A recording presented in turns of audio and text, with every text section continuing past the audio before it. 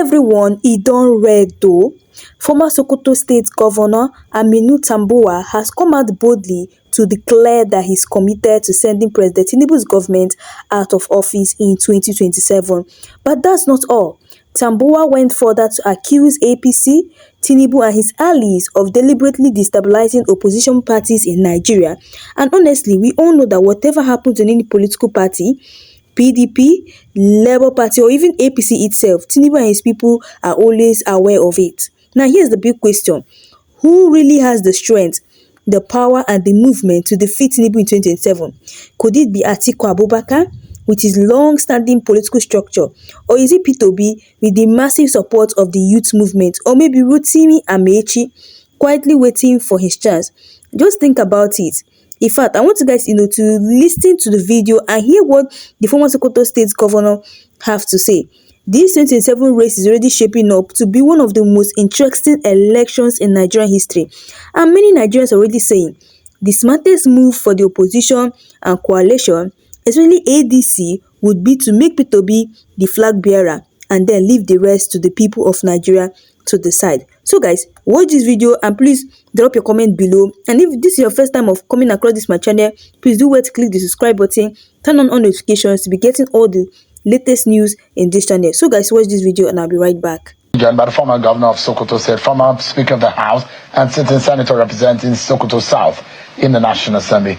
It's a pleasure having you, Your Excellency. Sure, thank you very much for having me. Thank you so much indeed. You were in Kaduna, I saw in those pictures there. I mean, it's against the will of the authorities to say this is because of the issue of tension. But why are you and your colleagues, why did you go ahead and hold that meeting when there are possibilities of violence which was unleashed a few days ago?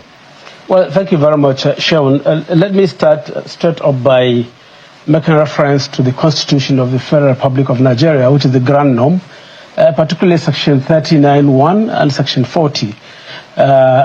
These provisions clearly provided for freedom of expression of citizens. And of course, Section 40 clearly speaks and provides for freedom of assembly and gathering of individuals. And in most of the cases, or in most of the times, the police try to hide under the Public Order Act, which clearly its provisions are inconsistent with these provisions of the Constitution, to come hard on individuals or groups that are trying to come together to associate or to meet.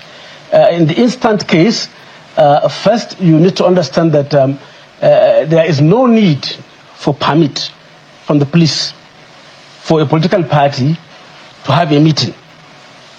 Even where you write to the police, you notify the police. In most cases, it has to do with rallies, political rallies. And the whole idea is for the police to provide security at the rallies and to guide political parties not to have clashes on particular days and times, and for them to meet at particular venues. It's just for guidance and not for the police to say you cannot meet and you can meet. So it was in your right, I mean, so you're a lawyer, so you understand better. You think that it's in all the rights of the group, especially when the police were warning about the possibility of tension and clashes in a politically tense atmosphere. Is it still right as a law-abiding citizen to still wear the red? No. You see, it wasn't a rally. We were there on a commemoration visit as members of the coalition to the leaders of the coalition in Kaduna State that were attacked by thugs. We were not there for a meeting. We were there just to commiserate with the leaders in Kaduna. And we did exactly that and came out, and there wasn't anything that happened. That kind of... So there was a misreading of the situation by the police. But do you think that those who have been invited should really go and meet the police and explain themselves, whatever the issue is? It is shown. I am a lawyer of about 32 years standing. I'm a life bencher. I have been a member of parliament for 12 years before and now 2 years in the Senate. I am a law-abiding citizen of this country. Whoever is invited by a constitutional authority should appear. So El-Rufai should go and see. I would advise my brother and friend Nasir El-Rufai to attend to the invitation of the police. It's invitation. But why are you are reading the invitation of the police as such? I mean, as though it is a suppression of the opposition voices. That is separate. If I am invited today by the police on an investigation, I will appear.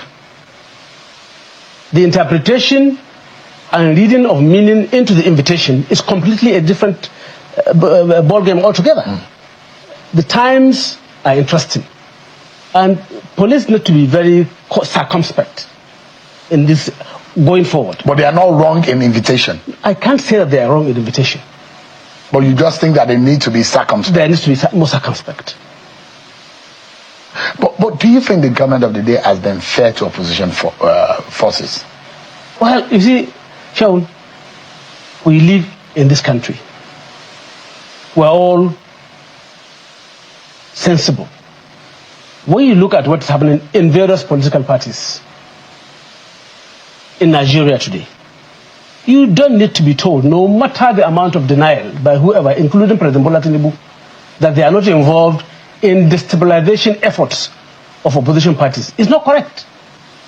So you're accusing them directly that they are... I am not accusing them. I am saying that they are involved.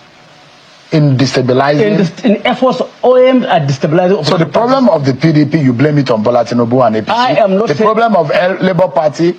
is I am saying that they are involved in destabilization efforts. But you don't have facts to prove that, do you? How do you mean by that? I mean, do you really see them, or you just suspect? Or do you have had evidence? You have heard me loud and clear, Shaun. I said I am saying. I'm not suspecting. That means you have evidence that they are involved in all of this. To what end? Do you think President Bola Tinubu will be willing to collapse Nigeria's democracy, have a one-party state, and have Atiku Abubakar said is that we are driving and drifting towards an authoritarian society? Yeah, the signs are very clear, and they are very ominous. The signs are very clear that the people in charge of our government today in Nigeria are interested in one-party state. How would that work? Well, it may not work. It's not in the interest of democracy. It's not in the interest of Nigeria. But that is the path they are pursuing. Is that the Bola Tinubu that you know? Well, from my knowledge of him, when we collaborated and worked together for democracy, he was a different person. So there's a different Bola Tinubu now that you see in operation? Shaun, if I must say it the way I see it, I am shocked that under Bola Tinubu's watch, Nigeria is being run the way it is being run today. So you are disappointed? I cannot say I'm disappointed because I campaigned against him. And I went round throughout the nooks and crannies of Nigeria and told Nigerians to be wary of voting Bola Tinubu and APC in 2023. I was the DG of Atiku Abubakar campaign, and we went throughout this country and warned Nigerians against voting for Bola Tinubu and his party. Would you say I cannot say that I'm disappointed. So you expected it? Well, so all the things that you preached against, you see happen now? It's clear. It's clear. It's very clear. You look at it and you imagine that this was a Bola Tinubu that single-handedly pushed a lot of force and weight behind your speakership. Yeah, of course. That's why I said, yes, he is appearing to be different from what I used to know of him in the past when we collaborated. And you were in the same party before as a governor? I was in the same party with them, but I left. What did you see? What happened? I saw the way APC was driving Nigeria to where it is today, as far back as in 2018. And I left in August 2018. And even when my colleagues, about 6 governors, came to me to appeal to me to remain in APC, I called them individually after my consultation and said, look, I have not seen any clear direction, even if President Buhari of blessed memory comes back, that things will get better. I would rather pull out of the APC and allow you to go. Their concern was even whether I was going to win election to return as governor of Sokoto. I said, look, if that is the will of God, so be it. But I better stand out to be counted as having opposed what is going on than to continue and return as governor of Sokoto State for a second term. You must have had a very tough time, a difficult one at that. Your former political allies, your friends, now have become political opponents. And those who have helped you politically, Bola Tinubu on one and Nyesom Wike on the other hand. It's a tough one for you, isn't it? It's collaboration. It's not anything tough. Once it is about the country. Once it is about being altruistic and nothing personal. You have never had me taking on Bola Tinubu personally. You have never had me taking on Nyesom Wike personally. We disagreed in principle on the way direction of things are going. I had no problem personally with President Goodluck Ebele Jonathan, but we disagreed. And I left PDP for APC. And when I presided over the House of Representatives, we had our back and forth on so many policy issues. It wasn't personal. But when it mattered the most, there are those who say Tambuwal left his friends.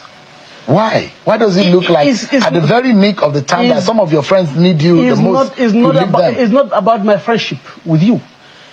Seun, if today, and I'm saying this with every sense of responsibility, Vice President Atiku comes in here and Nyesom Wike comes in here and requests this my phone, which is personal to me. Today, I will personally give it to Nyesom Wike. Oh, so he's more friend to you than Atiku? As a personal friend. Oh. But when it comes to leadership of this country and leadership of the people, tomorrow, not even today, I would rather support Atiku than Nyesom Wike. So you believe in the leadership of an Atiku than a Nyesom Wike? It's nothing personal. It's about this country, and we are seeing it clearly. So you don't regret betraying Wike? I have never betrayed anybody, because it's only when you have an understanding with someone, and you go against and outside that understanding, that you betray him. But he told you that he wanted to be president. I was also running. He met me in the race. I was running for president of Nigeria. I have been in contention since 2012, 2013.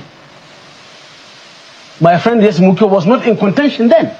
And I remained in contention and in the political calculus of Nigeria for presidency of Nigeria since then. He decided to join in 2022. So who met who in the race? So did he tell you he was going to run? He gave me the indication. But did you tell him that I was running? Yeah. He met me there. He knew that you were running. He knew that I was running. But one of the things that pains Nyesom Wike is his friend. He's a very good friend, Aminu Tambuwal. So guys, this is what the former Sokoto governor is trying to say. He is saying that instead of him to vote for Bola Ahmed Tinubu come 2027, that he rather choose Atiku Abubakar.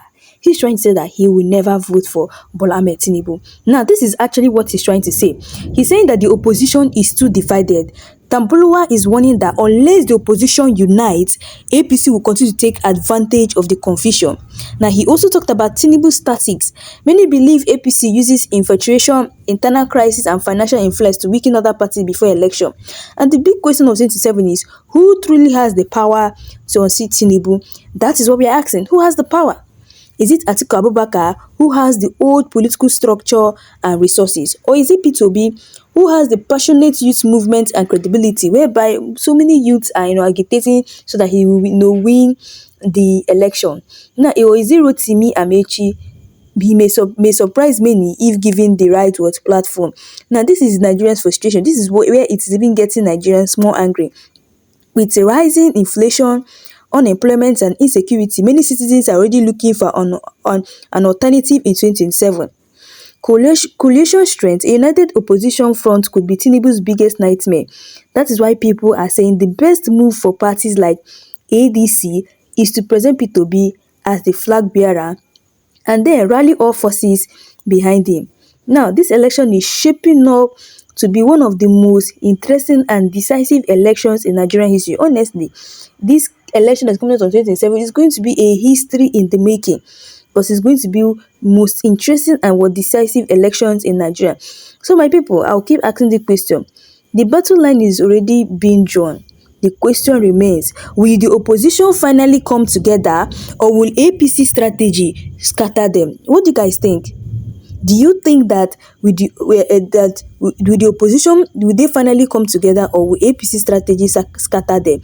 Guys, let me know your thoughts in the comment section. And also, if you're coming across this my channel for the first time, please do well to click the subscribe button, like and share this video, and turn on all notifications to be getting all the latest news in this channel, so we will drop more new videos. So guys, thanks for watching, and see you guys again in my next video.